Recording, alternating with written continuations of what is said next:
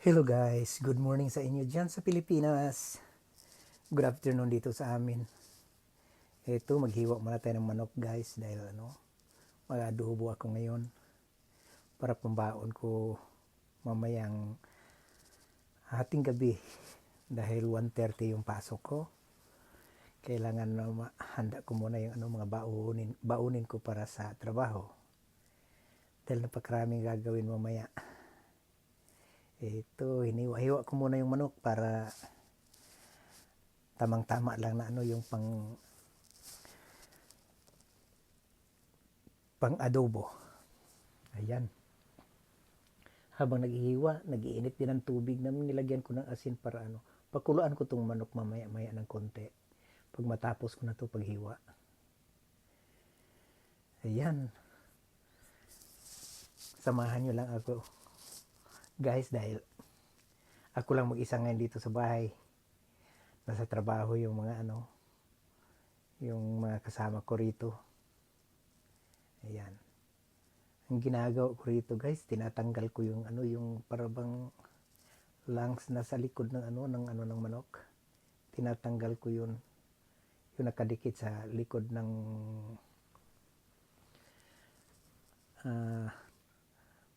bone ng manok sa likod.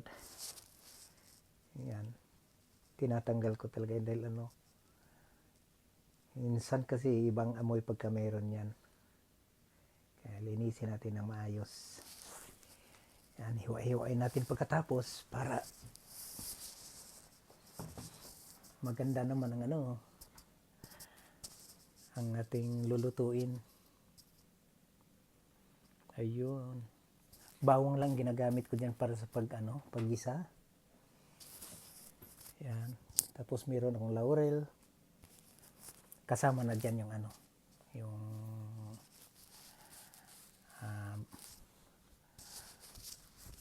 yung pamintang durog para gamitin natin sa sa ating pagluto. Ayan, hugasan muna natin itong napakuluan ko na kasi yung manok. Ini-strainer ko muna yan, tapos nilinis ko ulit yung yung kaldero dahil dyan ako magluluto. Wala akong ibang hinahalo dito guys dahil madalian lang, tinatamad din akong lumabas bibili ng patatas o man may panghalo nito. Yan, puro manok lang sana. Puro manok lang talaga yan. Wala akong hinahalong iba pa. Yan, titimplahan ko na lang yan mamaya pagka pagka maisalang ko na. Ayan. Hintay-hintayin lang ninyo. Dahil habang nagpapakulo ako ng ng mantika, nililinis ko rin tong sink dahil mahirap pagka matuyo na. Ayun nilagay ko na yung bawang para maigisa ko yung pagka tamang brown na lang yung yung garlic. Ayan, natin yung manok. Yan, medyo timplado na yung manok na yan dahil may asin yung yung pinapakulo ko niyan kanina. Ayun. Halo-haluin mo lang para ma-mix yung para ma-balance yung yung ng manok. Tapos lagyan natin ng suka at saka paminta. Yan ang ko.